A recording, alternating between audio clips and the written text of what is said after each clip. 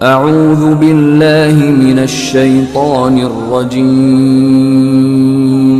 بسم اللہ الرحمن الرحیم۔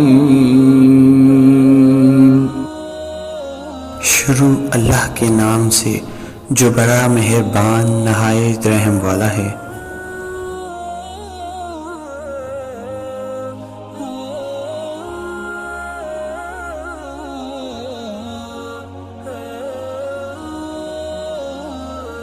نبی کریم صلی اللہ علیہ وآلہ وسلم نے فرمایا کہ جس نے تم میں سے قربانی کی تو تیسرے دن وہ اس حالت میں صبح کرے کہ اس کے گھر میں قربانی کے گوشت میں سے کچھ بھی باقی نہ ہو۔ دوسرے سال صحابہ کرام رضی اللہ تعالیٰ عنہ نے عرض کیا، یا رسول اللہ صلی اللہ علیہ وآلہ وسلم، کیا ہم اس سال بھی وہی کریں جو پچھلے سال کیا تھا کہ 3 دن سے زیادہ قربانی کا گوشت بھی نہ رکھیں؟ نبی کریم صلی اللہ علیہ وآلہ وسلم نے فرمایا کہ اب کھاؤ، کھلاؤ اور جمع کرو۔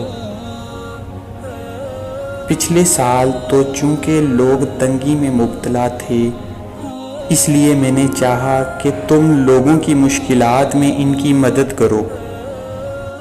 یہ ممانعت ایک وقتی چیز تھی جبکہ لوگ قحط میں مبتلا ہو گئے تھے، بعد میں اس ممانعت کو اٹھا لیا گیا۔